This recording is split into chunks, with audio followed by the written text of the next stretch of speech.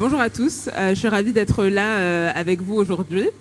Donc je me présente, je m'appelle Sally et je suis créatrice de contenu, journaliste, réalisatrice dernièrement de mon documentaire Motherland depuis maintenant 3-4 années.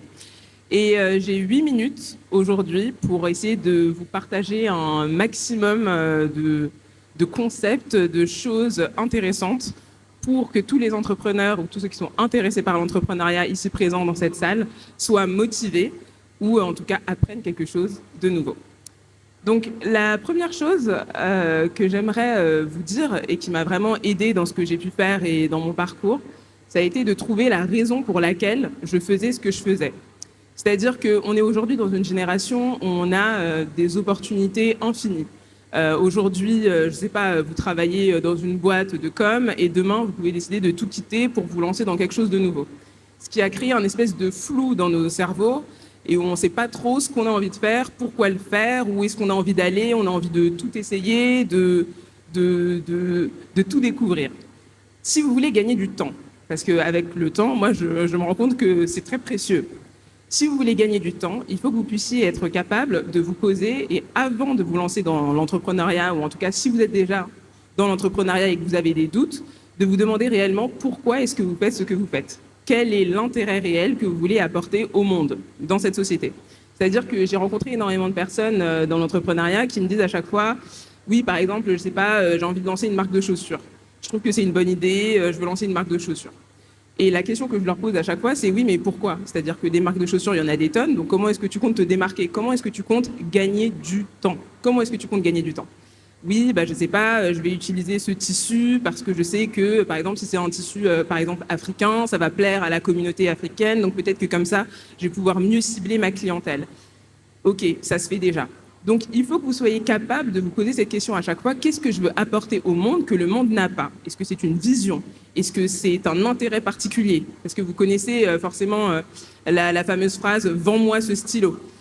C'est l'intérêt qui compte. C'est le fait que le client en face ait envie de l'acheter. Et d'ailleurs, que ce soit un client ou un consommateur. C'est-à-dire qu'aujourd'hui, sur les réseaux sociaux, les gens qui vous regardent, qui consomment vos vidéos, sont des consommateurs. Ça ne veut pas dire que ce sont des clients et qui vont acheter quelque chose chez vous, mais ce sont des gens qui consomment votre contenu. C'est une communauté que vous créez. Et quand vous êtes dans l'entrepreneuriat, le plus important, c'est trouver votre clientèle qui est en réalité votre communauté à vous aussi. Donc, quel est l'intérêt réel que vous voulez apporter à votre communauté? Moi, avec le temps, pour être très honnête, je me suis demandé, pourquoi? Parce qu'il faut être capable de faire cette introspection. Pourquoi est-ce que moi, ces dernières années, j'ai eu des opportunités? Pourquoi est-ce que les gens ont apprécié mon contenu? Et je me suis rendu compte que c'était parce que, à travers mon contenu, ce que j'essayais d'apporter, entre guillemets, c'était une manière de voir les choses, c'était du savoir, entre guillemets, parce qu'il y a plein de choses que je dis sur les réseaux, les gens sont déjà au courant. Mais c'est une manière de le dire, c'est une manière de présenter les actualités, c'est une manière de faire mon documentaire de voyage avec une vision qui est la mienne, qui n'est pas celle qui est déjà faite ou autre. Et donc, ce qui est hyper important à chaque fois, c'est de vous poser cette question, comment est-ce que je veux me différencier? Comment est-ce que je veux sortir du lot? Et comment est-ce que je veux apporter quelque chose de nouveau à ma communauté, à ma clientèle?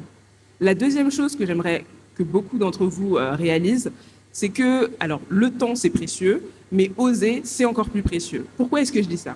C'est parce qu'à mon avis, il y en a pas mal d'entre vous qui sont assis aujourd'hui, qui viennent d'ailleurs pour chercher des conseils, regarder des ateliers, participer à des masterclass, parce qu'ils cherchent une certaine impulsion. Ils cherchent quelqu'un qui va leur dire « Allez-y, tu peux y aller, tu peux le faire, je vais te donner des codes pour aller 10 fois plus vite et réussir dans ta vie. » Cette force-là, il faut que vous puissiez la trouver en vous. Et cette force-là, elle s'appelle « oser ». Il faut être capable d'oser, il faut être capable de faire des choses que vous n'auriez jamais pensé faire, que vous n'auriez jamais pensé croire, et il faut y aller à 100%. Je vous donne une anecdote très simple. Quand, il y a 2 ans, j'avais fait les flammes, à l'époque, je devais animer le tapis rouge des flammes, et il se trouve que ça avait été très mal reçu. Il y a énormément de personnes qui, après avoir reçu des tonnes de commentaires, se seraient soit effondrés ou se seraient dit en tout cas « Waouh, c'est vraiment pas fait pour moi, il faut que j'arrête, il faut pas que je réessaye ». Pourquoi se poser ces questions-là? Pourquoi partir du principe que si on a raté une fois, ou en tout cas que ça a été mal reçu, ça veut dire que ce n'est pas fait pour vous?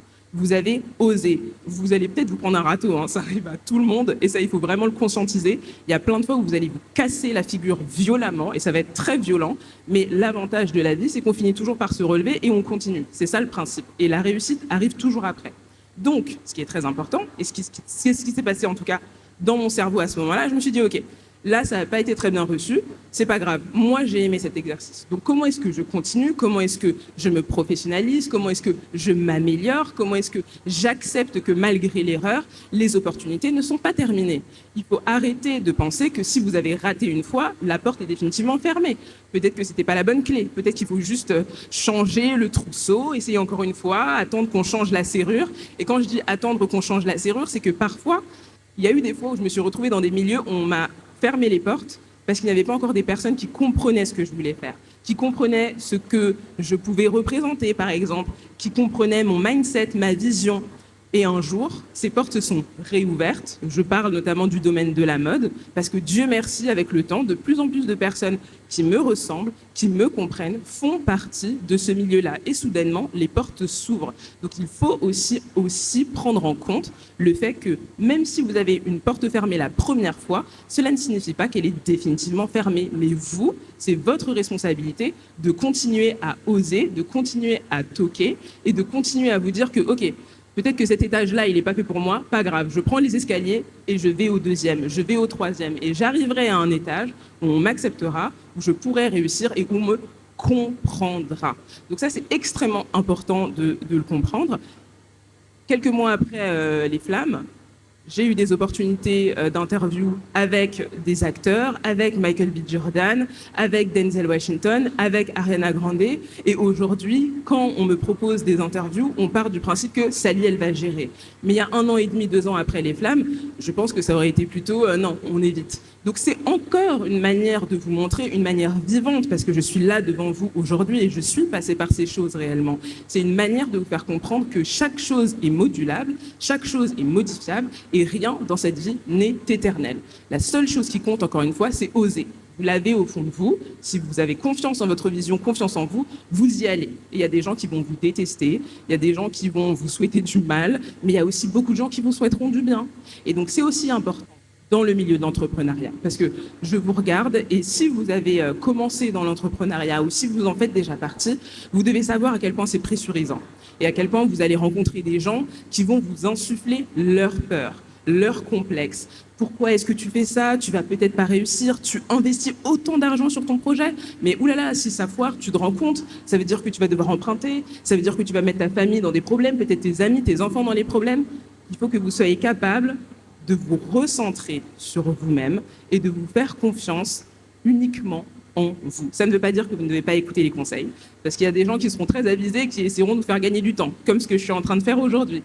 Mais tous les conseils que je vous donne ne fonctionnera peut-être pas pour vous. Il faut à tout prix que vous soyez capable de trouver en vous cette force intérieure qui vous dit « Ok, là j'ai envie de faire ça aujourd'hui, je maintiens ma discipline, je maintiens ma rigueur. » Parce que la seule personne en qui j'ai une responsabilité, c'est moi. Il y a des fois cette année où je suis passée par des burn-out horribles. Il y a des fois où certaines personnes m'envoyaient des messages. Oui, pourquoi t'as pas parlé de ci? Pourquoi t'as pas parlé de ça? C'est parce que pendant des semaines, j'arrivais pas à me lever. J'arrivais pas à me lever de mon lit, j'en pouvais plus parce qu'on a tous des vies personnelles, il se passe des choses, parfois cool, parfois horribles. Mais ce qui est le plus important, c'est que quand je me suis relevée et que je me suis dit, OK, at the end of the day, c'est ma vie, je suis la seule responsable de mes mouvements, de ma vie, de ce que je vais en faire, de mon futur. Bien, je me lève tous les matins avec ce mindset. Comment je peux aller plus loin? Comment je peux oser plus?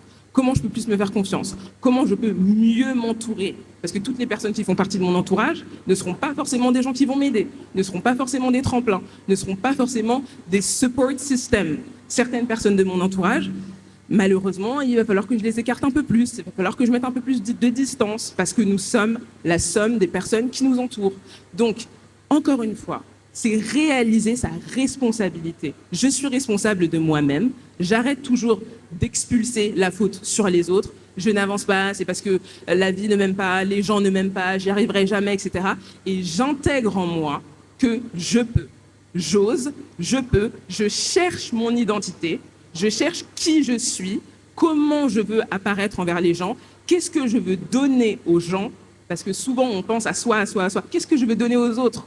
Dans l'entrepreneuriat, dans le commerce et dans tout ce qu'on fait, on est dans un monde social, on parle aux autres, on est là pour se connecter aux autres. C'est ça qui est le plus important et c'est ça qui doit rester le plus important dans notre humanité. Donc aujourd'hui, quand je poste sur les réseaux sociaux, quand je veux sortir une marque, quand je veux m'adresser aux gens, qu'est-ce que je veux leur dire?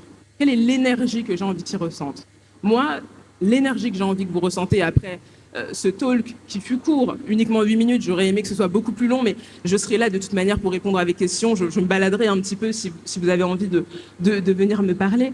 Mais l'énergie que moi j'ai toujours envie de renvoyer aux gens, c'est on peut le faire.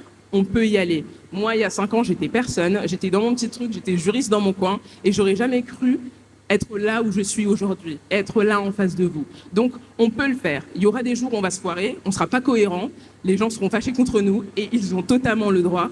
Mais ce dont je n'ai pas le droit, c'est de douter de moi et de me dire que c'est fini. Rien n'est fini, nous sommes en vie, la course continue. Merci beaucoup.